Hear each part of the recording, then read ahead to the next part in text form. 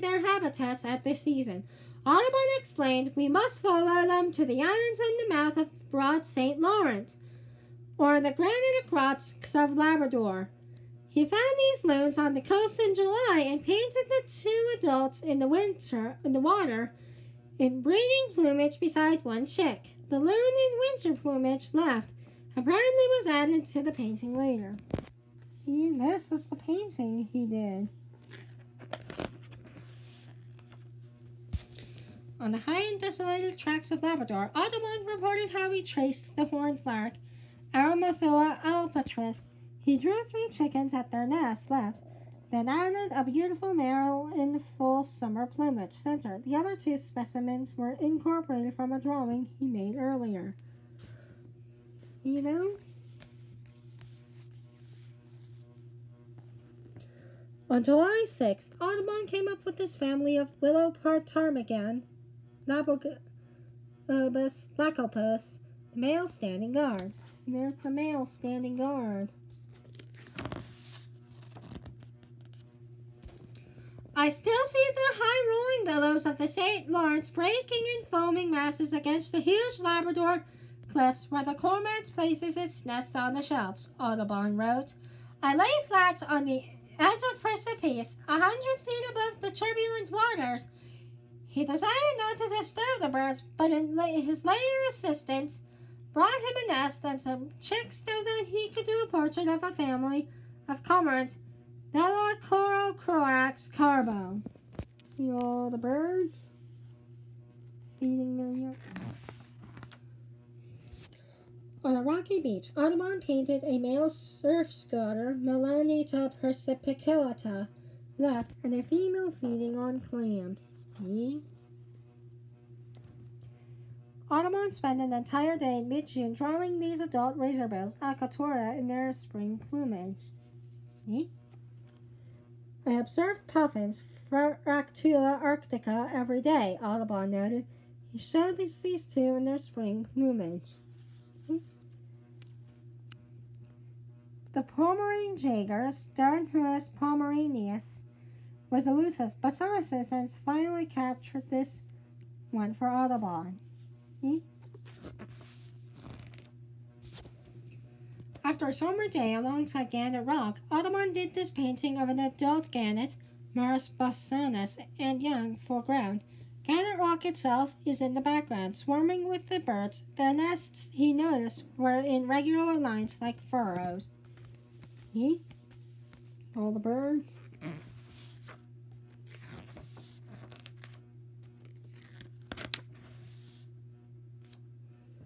In a vivid example of the no man's land that lies between Labrador's forests and tundra, a last black spruce foreground holds out against the harsh winds on a hill near Webb Bay. North of this hill is the treeless tundra, sustaining loose edges and other ground-hugging growth. See all the trees? And over there is the tundra.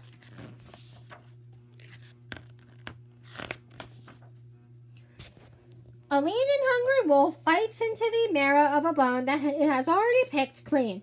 The blue-glared Labrador wolf, Canis labradorius, is a canny predator, hunting its prey in packs and cleverly avoiding the traps set for it by Homo sapiens Labradorians. See the wolf chewing on a bone?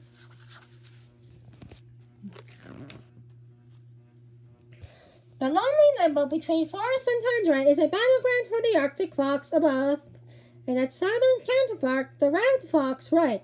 The latter has gradually adapted the Arctic fox's environment and has increasingly penetrated its territory. This is the Arctic fox, and this is the southern red fox.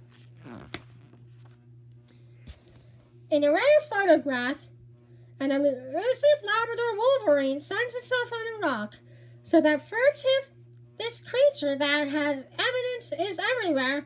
Looted traps, stolen food, carcasses, marked by its distinctive smell. Few Labradorians have seen this one. Seen one. Weighing only about 40 pounds, the wolverine will attack a caribou or even a moose. Dude, you better stay away from that creature.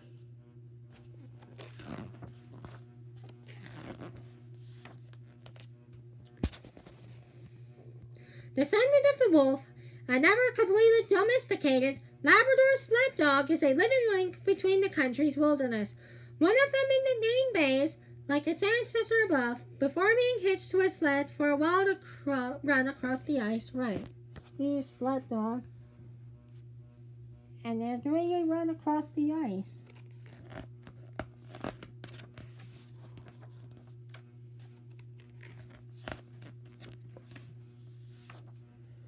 Still resembling the flowing sheet of glacial ice from which it recently broke away, a newly calved iceberg glimmers as it moves out to sea near the Greenland coast.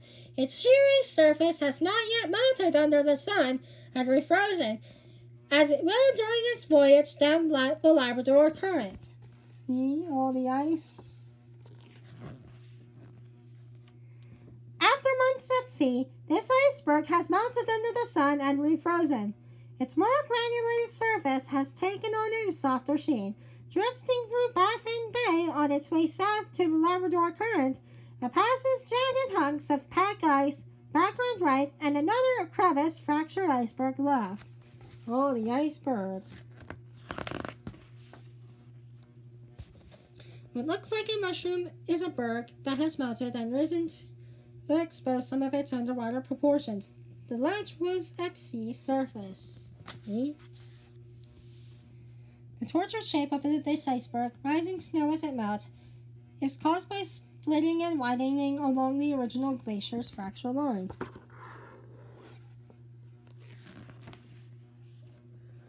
Reminiscent of a floating Parthenon, a disintegrating iceberg graphically illustrates the so-called radiator effect as it fractures on the berg, widening by melting. The exposed surfaces in the middle melted faster than the top and bottom.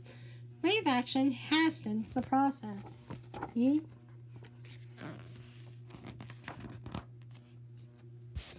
Off the Labrador coast, a stately procession of icebergs moves through pack ice.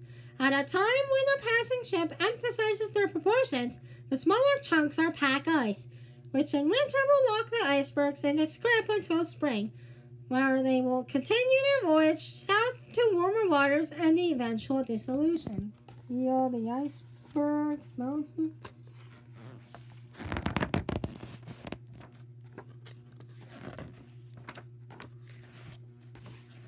Well, guys, I hope you enjoyed this. Comment below if you enjoyed the book, and join me in my next video where we explore New England Wild.